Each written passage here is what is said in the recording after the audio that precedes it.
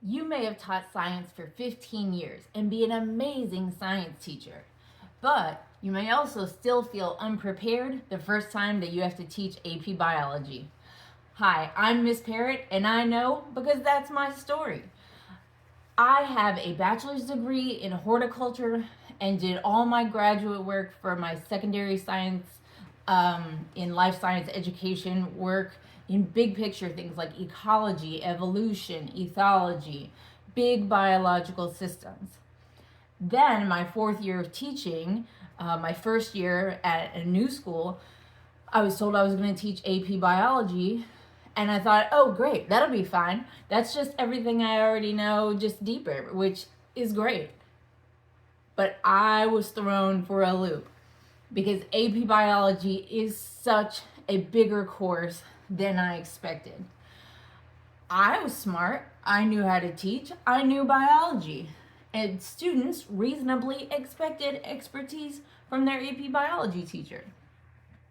There was a lot of pressure for me to act confidently, even though I felt like a total imposter, because there were a handful of biochemical concepts that I just didn't know that deeply yet. I spent a lot of time behind the scenes trying to catch up, and there were days, I'll admit, I went in feeling like a total fraud. But that's not the reality. I was a good teacher. AP biology is just a really big course. So in this video, I'm going to be talking to you about what I learned from my experience, where to start, and how to get the help you need to continue to grow your expertise as you become a better and better AP biology teacher. So the first thing we got to realize is AP biology is more than just advanced general biology. That's kind of not it at all.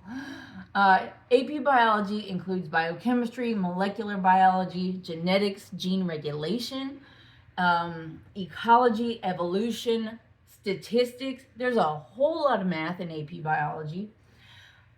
Deep understanding of the scientific process and experimental design, and also exam taking skills. And of course, you're a teacher in the world, so AP biology is probably not the only class you're teaching. My first year teaching AP biology, that was one of 4 preps that I was teaching that year. In a whole new state, in a whole new place, in a whole new everything. So, and then on top of this, we got to put the required labs, grading everything, being sure everybody's getting their accommodations, parent communication, pacing, planning, and all the meetings that we teachers get to attend. See, even the board doesn't want to go to the meeting. And unfortunately, we start to feel a lot of pressure before getting the support we need. Now, teachers, again, I am one of you. So I also know a lot of that pressure comes from ourselves because we want to do the best that we can do and we want to show that we are capable and competent. So sometimes asking for help doesn't come easy, but you got to reach out. So when it comes to the content, I would suggest, especially when it comes to a lot of the biochemistry stuff, learn the ideas that unlock other bigger concepts and ideas. That's why I have started the Chemistry Foundations for AP Biology playlists, because that's going to help you narrow in on what specific chemistry concepts you need to know and understand in the context of AP Biology. So be sure and check that out. So 2 of those big ideas I would say are atoms, ions, electrons, and protons, and how those work. Because once we understand that, and I just made a video on hydrogen last week, that's going to help us understand redox reactions and electron carriers and how they function. Also proton gradients and how ATP is made and unmade and remade. And that is going to help us be able to teach photosynthesis and cellular respiration at the level that AP biology requires.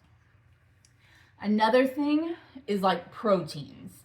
So if we can understand specifically things like bonds and polarity, water and how it works, that's going to get us into understanding how different molecules interact with each other in like cellular systems.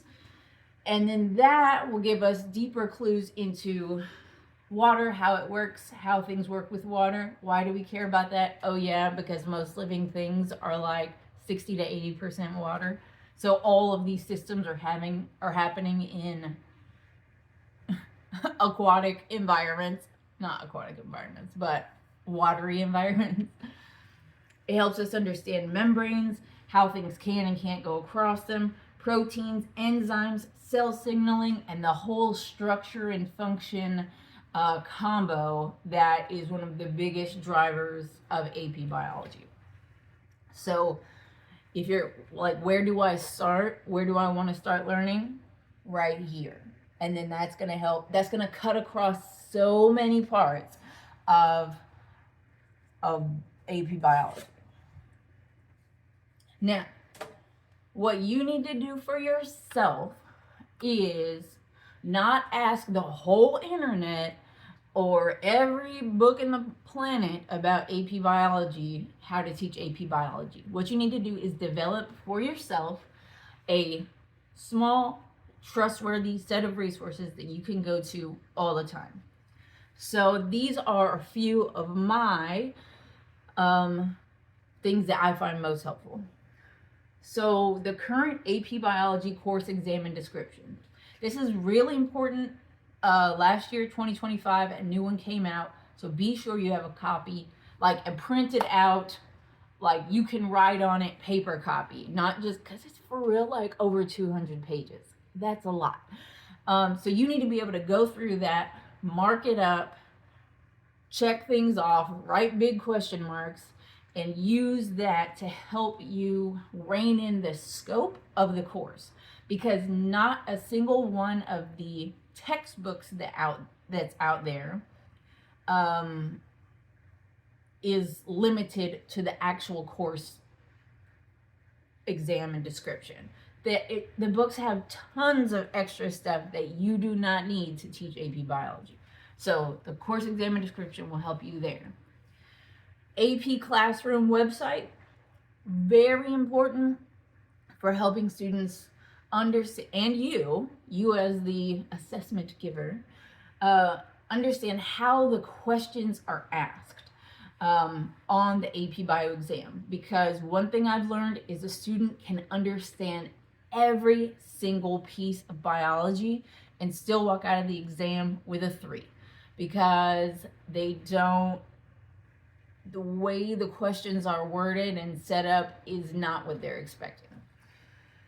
So, AP Classroom, great resource. Next, a textbook that you, the teacher, can read. Some like schools, you have control of what textbook you get and you could change it every year. Some schools, especially public schools, it's whatever textbook the school district has picked for that course. But you need your own copy of one that makes sense to you. So I'll be honest, the giant Campbell book when I started was not my best friend. It is full of information, but my little ADHD brain and squirrel brain needed something a little tighter and a little with like really good diagrams. And so I found Principles of Life, which I think is Freeman. It was back when I taught AP Bio. But like Principles of Life to me was very readable, and I could actually get the content and the background information I needed in a way that I could understand. Next, for websites, the HHMI Biointeractive website is really great for visuals, animations, and lessons. And then really star experienced teachers who have been teaching AP biology for a while. One great resource is me. Why? Because I am working to make this channel full of all the things that I wish I had known before I started teaching AP biology. My go-to guy on when I was teaching AP Bio was Paul Anderson of Bozeman Biology, and that's still up there, and he still has tons of great resources. AP Bio Penguins, fantastic. Check out her Weebly website, tons of resources there. And there are AP Bio teacher Facebook groups and all kinds of stuff.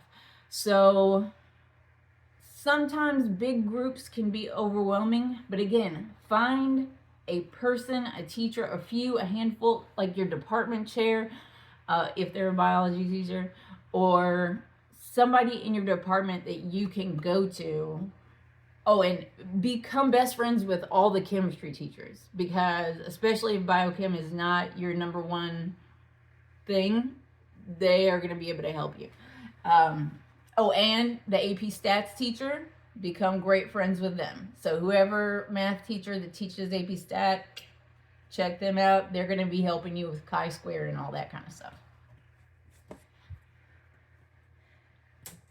Now, like I said at the beginning, when you're new to AP Bio, it can be very tempting. And I know, because I unwisely did this. Pretended to know everything. But you can be a professional and you can be the AP biology teacher and still be new and not know every single thing yet. And that's okay. What is important is that what you do put out there is accurate. It is not that you are perfect. And you can let your students know that, like being really honest, like, hey guys, this is like, I am so awesome at all these parts of biology, but there are a few sections that I am also still learning at like the deeper levels. And so I may have to respond to you with something like, you know what, I'm going to need to verify that first, and then get back to you with the answer. And that's okay. And parents need to know that too. Being a first year or second year AP biology teacher, or third or fourth, like it takes a long time to really become an expert AP biology teacher. So what do you need to do? You need to prepare the best you can. Prepare like a unit ahead. Don't try and like figure out the whole course right now, here at the end of July, because something crazy is going to happen, because life be lifing. And so prepare a unit ahead and verify. Like if there's something you're not sure about, it's okay to say, you know what, that's a great question, I'm not sure, I'm going to look it up, verify it, and I'll get back to you. Because that models science. That models like how science works. And be honest with yourself. Be honest with your students. Don't just make stuff up. Now you can like say, you can call something a hypothesis and say that you need to do further research. But be honest to all your constituencies. Ask for help. Do not wait. I think this was one for me, as I'm always honest about like my brain, but as somebody who maybe is more proud than they should be sometimes, I waited too long to ask for help on some things. And always just like remember the joy of learning. Like keep learning and find things that make what you're learning exciting. Your goal is to just keep becoming more expert over time while teaching honestly and accurately, right? What we don't want to do is like hold on to guessing pretending, or being a fake expert. Students will see through that after a little while. So what's my first year plan? How do I go into this? First, I put learn 1 year ahead. No, I just said don't do that. Learn 1 unit ahead. There we go. When you're trying to learn something, prioritize the concepts that are going to repeat across multiple units. Use trusted resources. Ask yourself specific questions that have to do with that unit that you're learning about. Don't try and figure out how does this apply to every single other unit in the whole course. Like, keep it narrow, keep it boxed in. And then at the end of the year, save what works and improve next year. You're just going to get better at this. And remember, expertise is not reached by being a smart person. Expertise in teaching AP biology is not reached by like reading the book 1,000,000 times. It's not. It's gained by repeated teaching. If you know anything, you know that like your G block class is way smarter than your A block class because you've already taught that course a few times that day, and now you really like have targeted and zoomed in like what's the most important and best way to teach something. So repeated teaching over the day or over years, studying, keeping that curiosity spark and learning going, asking great questions, and connecting ideas across units. And when in doubt, this is just like Miss Parrott's pro tip. If you're supposed to be teaching about the Krebs cycle and you're like, I for real do not know, I don't get it. That's okay. When in doubt, teach graphs. This is one of the biggest, hugest skill sets in the entire AP biology. Take a break, do a graph day, and like give yourself that afternoon to lock in on the Krebs cycle so that you can come back the next day and teach it. So, don't make yourself nuts. You don't have to figure it out alone. No matter where you are not alone, right? The pressure may come quickly, but the support should too. Here at Miss Parrott Science, you can find me. I am a great resource for quantitative skills. So all your AP biology formula and equation sheet, graphing, all that kind of stuff. Chemistry foundations, I'm building that playlist right now. I'm here for AP Bio teacher support. You can find me on YouTube, Instagram, Facebook, and TikTok. Feel free to reach out. I'm here to help. I really want to bring you all the stuff that's not in the textbook, that's not in the course exam description, and let you know all the things I wish I had known when I started teaching AP biology. You don't need to know everything now. You just need to know what to learn first, what can wait, and where to find help. And that's right here on Miss Parrott Science. If you found this video helpful, please do give it a like. Subscribe to my channel for more teacher support videos. I've got my chemistry foundations for AP Bio videos coming out at the beginning of this school year. Please do, if you have comments, questions, leave them here. Leave an emoji just to say, hey, I got to the end. And you can check out my Teachers Pay Teacher store. It's called Know and Grow with Gnomes. I have tons of AP Bio, quantitative skill, FRQ, graph analysis, data analysis resources on there for you. So please check it out. Keep learning, keep growing, and we'll see you next time.